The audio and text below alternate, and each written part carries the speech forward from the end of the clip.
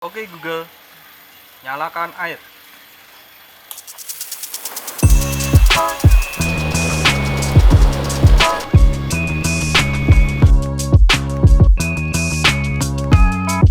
Oke Google, buka paranet.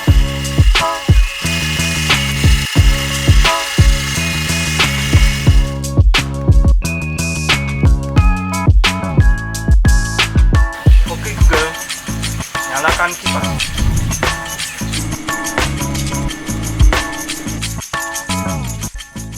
Perkenalkan, nama saya Bayu Aji, petani milenial dari Desa Mbulurjo, Kecamatan Bulukerto, Kabupaten Wonogiri.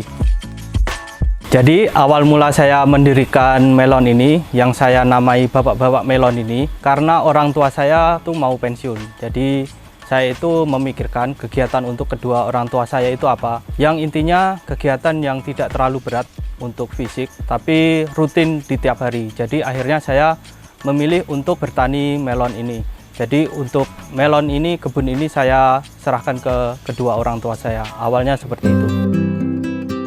Kenapa melon? Itu awalnya karena dari inspirasi kakak saya. Itu dia tiba-tiba memberikan link tentang workshop pelatihan melon hidroponik. Kemudian dari ide itu sepertinya sangat menarik karena tidak terlalu berat untuk kita lakukan, terutama kepada orang tua saya gitu. Kami itu sebenarnya basicnya tidak ada pertanian. Saya sendiri saat ini masih bekerja di perusahaan swasta di Jakarta sebagai network engineer. Cuman kedua orang tua saya itu suka di bidang pertanian. Jadi ketika dia senggang itu suka menanam seperti durian ataupun alpukat. Jadi kedua orang tua saya suka, itu saya kemudian memilih untuk melon ini. Yang saya alami saat ini ternyata dunia pertanian itu nggak melulu soal mencangkul. Jadi seperti di greenhouse saya itu, saya sudah menggunakan sistem IoT. Oke Google, nyalakan air.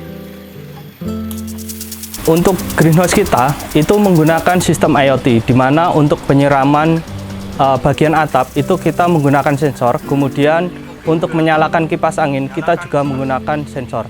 Selain itu kita juga menggunakan paranet untuk menutup bagian atas greenhouse. Apabila suhu terlampau panas, itu paranet akan menutup secara otomatis. Jadi semua dikontrol secara otomatis. Selain itu, bisa juga dikontrol dengan Google Assistant. Jadi kita tinggal bilang oke Google, dan nanti semua peralatan di dalam greenhouse ini akan bekerja. Awal mula kita menggunakan IoT itu karena saat kita tinggal keluar kota itu tidak ada yang menjaga suhu di dalam greenhouse. Kita harus mendatangkan orang lain untuk menjaga greenhouse, sehingga kita harus mengeluarkan pengeluaran lain. Saat itu saya berpikir supaya gimana kita bisa menekan pengeluaran untuk mendinginkan greenhouse ini. Jadi saya gunakan IoT untuk mendinginkan greenhouse ini. Setelah kita bangun greenhouse, itu kita tidak langsung mengisi untuk satu full greenhouse. Awalnya saya membeli bibit itu sekitar 30. Dari 30 itu kita cari tahu dulu proses untuk menanam si melon itu seperti apa, pupuk yang diperlukan itu seperti apa, hingga saat ini saya baru berani untuk menanam full satu greenhouse ini. Setelah 1 tahun kita melakukan percobaan. Di awal kita prioritaskan bukan mengejar untuk kuantitas, tapi kita kejar untuk kualitasnya. Jadi kita gunakan pupuknya itu pupuk premium semua. Jadi kita ingin tahu prosesnya itu seperti apa. Jadi ketika kita prosesnya sudah tahu, itu kita nanti baru menginjak pada proses untuk mencari tahu agar bisa meminimalisir pengeluaran kita seperti itu. Di awal kita mengalami beberapa kegagalan. 30 bibit pertama itu kita hampir 50% itu gagal panen semua, karena ternyata untuk jenis melon yang kita tanam di daerah saya itu tidak cocok ditanam di sini. Kemudian untuk yang kita tanam di greenhouse ini itu kita ada beberapa jenis, yaitu Intanon, Sweetnet, dan Sweet Honey. Nah, untuk yang Sweet Honey itu dia teksturnya lebih crunchy, biasanya disukai anak-anak muda. Kemudian untuk yang Intanon itu dia teksturnya lebih ke juicy. Dan untuk yang Intanon itu dia teksturnya selain lebih juicy, dia rasanya lebih manis. Untuk ukuran buah itu rata-rata, terutama untuk yang Intanon itu di 1,5 kilo. Untuk yang Sweet Honey itu di 1,5 hingga 2 kilo. Untuk masa tanamnya, melon sendiri itu dia dari benih sampai semai itu sekitar 10 hari. Dan dari semai ke masa panen itu 70 hari, jadi total 80 hari. Untuk 1 tahun itu kita bisa melakukan panen hingga 4 kali panen. Ukuran greenhouse kami itu ukurannya 7x20, bisa menampung hingga 400-an lebih pohon. Untuk saat ini saya menggunakan sistem penanaman itu hidroponik dengan model NFT. Jadi untuk airnya itu dia mengalir 24 jam non-stop. Jadi untuk nutrisinya itu tidak pernah terputus sama sekali. Jadi untuk penyerapan nutrisinya apabila menggunakan NFT itu lebih bisa maksimal dan pertumbuhan akarnya juga lebih maksimal. Untuk perawatan rutin di greenhouse itu kita setiap hari itu melakukan pruning di cabang-cabang yang tumbuh.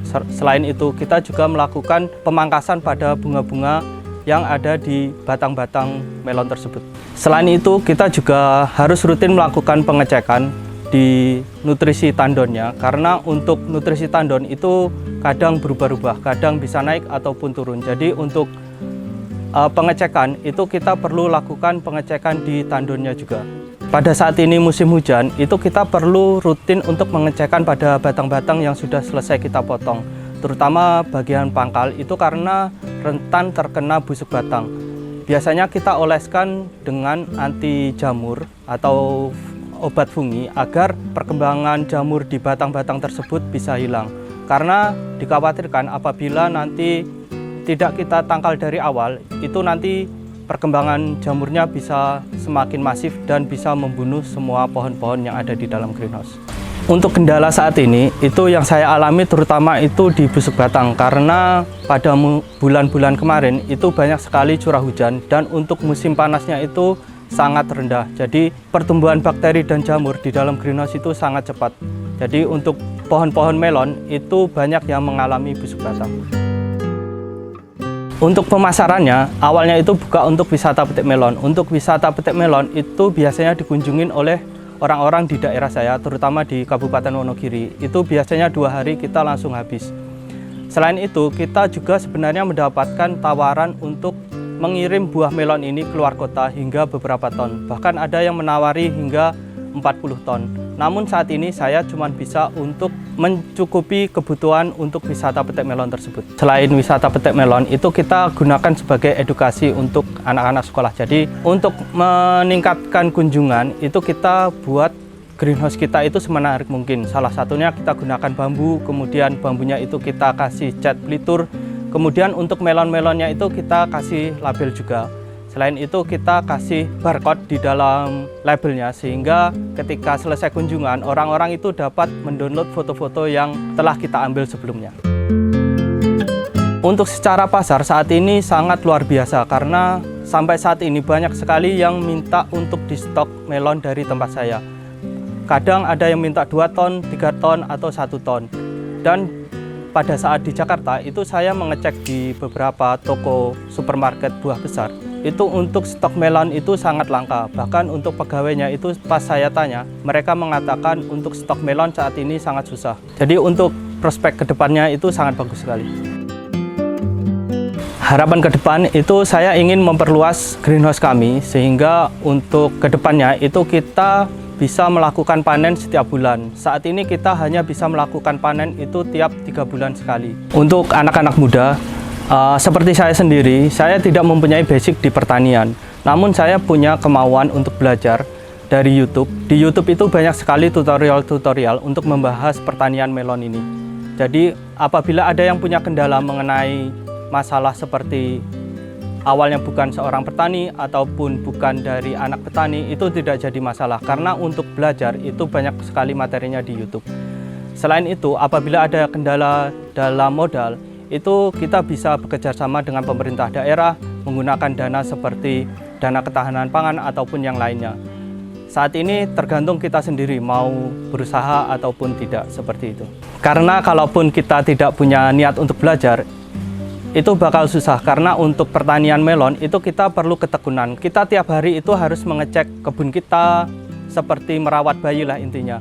Jadi kita harus punya kemauan yang besar dan niat untuk dalam pertanian melon ini. Untuk yang mau berkunjung ke greenhouse kami, kita buka wisata petik melon itu biasanya kita umumin di sosial media kita di @bapak-bapak melon, baik di Instagram maupun TikTok. Selain itu, apabila ada yang ingin bermitra bekerja sama, bisa menghubungi kami di 081 226 468 695. Selain itu, kita juga buka wisata edukasi. Jadi untuk anak-anak sekolah yang ingin belajar mengenai hidroponik ataupun cara bertani secara modern, itu kita buka juga. Selain untuk anak-anak sekolah, kita juga buka untuk umum secara gratis. Apabila ingin yang mau berkunjung ke tempat kami, kita buka untuk pembelajaran mengenai hidroponik ataupun IoT. Jadi silahkan saja bagi yang ingin belajar ke tempat kami persilahkan secara gratis. Terima kasih telah menonton video ini. Jangan lupa untuk subscribe di YouTube Cap Cabung.